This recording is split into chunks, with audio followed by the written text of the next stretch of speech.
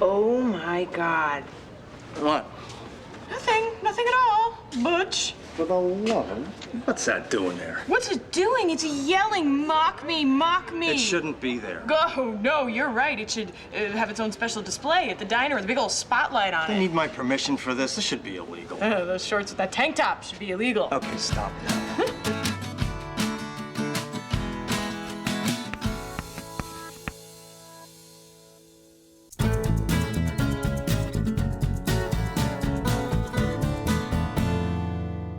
I grew up in the suburbs outside D.C., so it was more like, you know, diplomats' kids and lawyers' kids, and everybody's parents was fairly political. My dad and I originally moved out there because I was really into horseback riding, and there were all these places where you could ride. I rode from the time I was 5. I went to horseback riding camp every summer, and then I got my first play, and that was sort of the beginning of a new passion. We had just moved when I was in 8th grade. I believe that was the year I had glasses, braces, and a cast, which is just not, it's just not gonna get you invited to the, you know, Sadie Hawkins dance. And I was kind of a tomboy. I didn't like wearing skirts. I didn't own one until I was forced to because I had like a flute recital or something. I also played the flute. These are painful memories. Being back here doesn't make you nostalgic at all? I had the really curly, crazy hair that's now been just like beaten into submission. And also like the ponytail like on top of the head, you know, the fountain kind of 80s. It's bad, it's all bad. I was late. Can we re-vote? I was part of this strange branch of student council where we were apparently like involved in county policy, which meant that one day a month you could sign yourself out and go supposedly to some county meeting where they were discussing something and you were like the student representative. And as I remember, we made many trips to McDonald's, and I think the student policies were improved. I just don't know how this whole second boyfriend thing is supposed to go. Well, he's your second boyfriend. Give it time. I didn't have a lot of boyfriends. I had one major high school boyfriend. I had a great high school experience that way because I had just one person who was, you know, really important and still a good friend.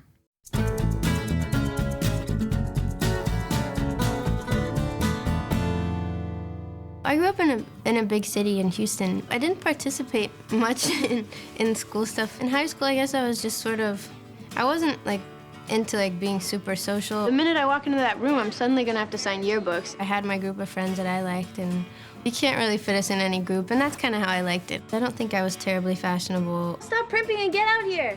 It was pretty plain, jeans and t-shirts. That's big in Texas. I moved to New York when I went to college. Oh my God, I missed everything. When you're 18, you just want to go do your own thing, you know, and you want to go see a new place, or I did. And then you do that, and then you just want to go home, because, like, you know, you miss, like, mom's home cooking and stuff like that.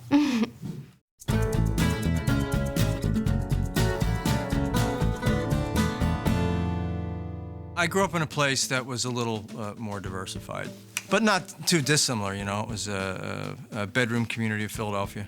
I was a little bit withdrawn, a little quiet, but aggressive on the ball fields.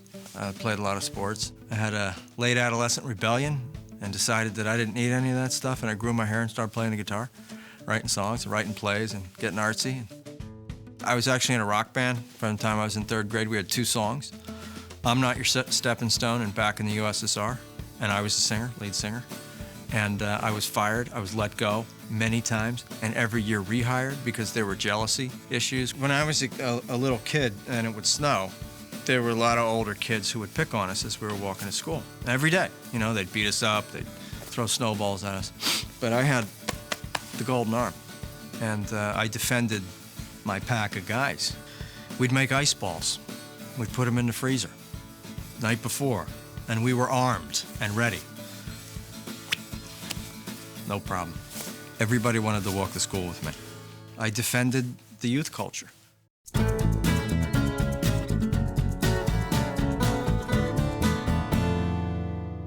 At present, I live in a little town in Connecticut that is probably as close to Stars Hollow as it's possible to be. I grew up in a posh community called Grosse Pointe Farms outside Detroit, but I was born in D.C. In high school, I was kind of a dreamy, useless student. I wasn't a very good student, and I didn't get into theater at all. I thought they were all strange. Looking at the yearbook, they were all strange. I didn't run with the fast crowd at all. It was my senior year in high school that I began running with the fast crowd as the joker. There were about 10 of us.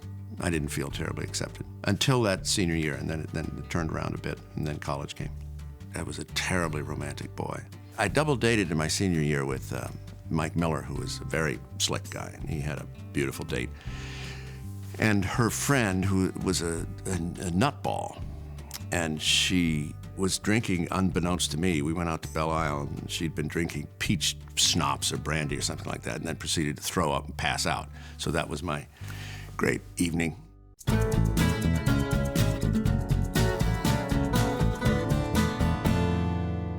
I've always wanted to live in one of these charming little small towns. I grew up in Hell's Kitchen. High school, I went to Puerto Rico. I wanted to study in Spanish, but I went to New York City school system. I got interested in theater in high school. Yes, it was high school. Mr. DeNoia, it was through the drama club. He picked me for the children's theaters tours he used to do in upstate New York, all over New York. I got a full scholarship to NYU because you had to audition and you had to have a classical speech prepared. Okay, so this is how he did it. He said, "Friends, Romans, countrymen, yo, lend me your ears, all right? Now, the noble Brutus hath told you that Caesar was ambitious." So that's the way I did it, and I got a full scholarship to NYU.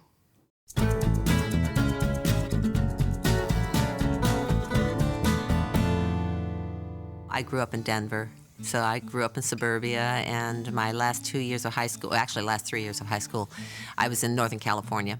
I went to New York when I was 18, so I really lived in New York most of my life. I was a ballet dancer, so that was, at that point in this country, that was the place to be. I started my training when I was about 6. I was supposed to wait until I was 8, because that's the ideal age, but I was very eager. I was not a good student. I was a real daydreamer. I simply didn't want to be there, and I was shy. In junior high, again, this came out of shyness. I started to hang out with the tough kids. And I think it's just because they were the outcasts, and I felt like an outcast. I remember thinking I just wanted to grow up. I wanted to be an adult. I wanted to be in control of my own life. I had this drama teacher. His name was Mr. Decker. They were doing the school play. It was going to be the importance of being earnest. And he wanted me to play Gwendolyn. And he talked to me, and I simply said, I can't make every rehearsal. I would love to do it, but the ballet, I'm going to be a ballet dancer. This is important. And bless his heart, he cast me in it anyway. And that did so much for my confidence. That was important to me. He was a wonderful teacher.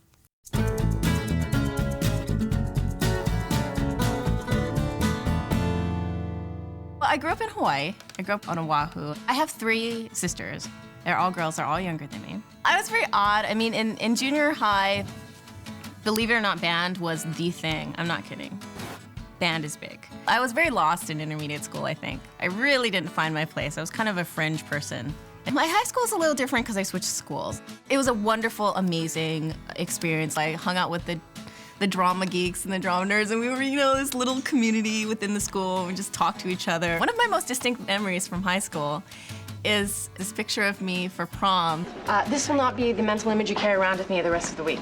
I had this borrowed dress from my boyfriend's mom. Hold on, I just saw the back. Yes, it will.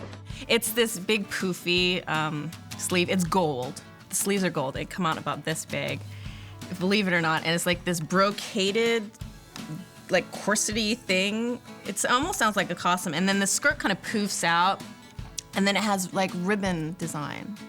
Interesting, isn't it? One of the hardest things about moving to LA was leaving Hawaii. So it kind of took me a while to settle in and find my friends. I think once you find your friends in a new place, that always makes it a little better.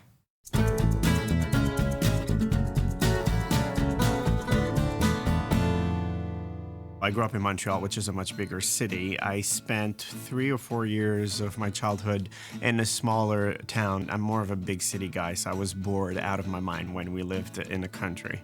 I didn't like school, I didn't like myself. I had some problems also with the fact that I was almost the only black child in my class. I was the only black child in my class, but there was not so many black people in the school, so a lot of people were teasing me with that. I had problems with it. Couldn't wait to get out of high school and become somebody, and do something I like.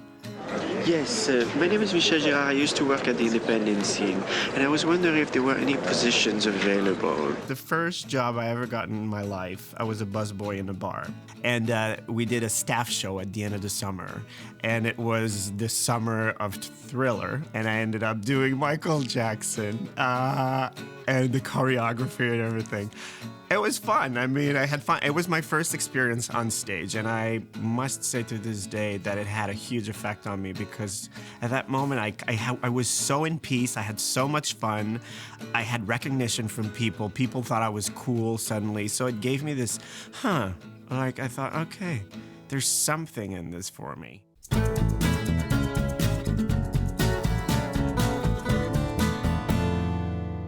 I grew up mostly in Lansdale, Pennsylvania, which is kind of a small town. It's like 45 minutes outside of Philadelphia. The elementary school was I guess, kind of my favorite part of that town. It was kind of this old schoolhouse that you could walk to. I had a really rough time in high school. I was like the worst student ever. I played lacrosse and field hockey in junior high, but I kind of, started doing acting stuff when I was 12, so I was commuting to New York for auditions. I kind of hung out with all the people that were like doing the drama stuff, really. I got the senior superlative of most dramatic in high school, which was kind of a dubious honor, I guess. I was kind of outgoing when I was younger, but then I guess once you start hitting puberty, you kind of turn shy and quiet, which I'm still kind of painfully shy.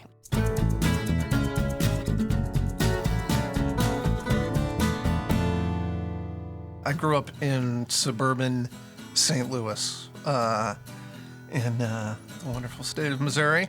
I was not a quiet kid by any means. I'm the youngest of 6. And so if you're a quiet kid and you're the youngest of 6, nobody will ever hear you. I was very much a center of attention in the family, and in a family full of people who like to be the center of attention. So it was I lived in a pretty loud house growing up. I would say that I was basically the class clown. By the time I got to high school, I started to be a rowdy sort of little bit of a troublemaker.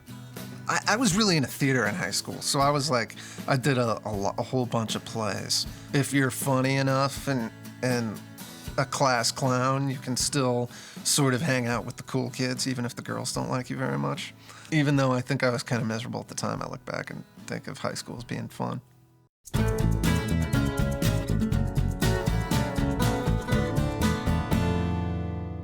I grew up in the Midwest, but I grew up in a really tiny little farm town by the exciting name of Plainfield. I have one older sister, Margie, who's fantastic, but we fought like animals growing up. I always thought I could take her, but she was older, so had longer arms, and she'd actually do the horrible head holding, and just my arms like pinwheeling trying to get to her. I ran away in kindergarten, which was awkward and horrible. This girl, Teresa, who I guess was like the troublemaker, was like, stay out here. So at 5, I was like, all right, okay.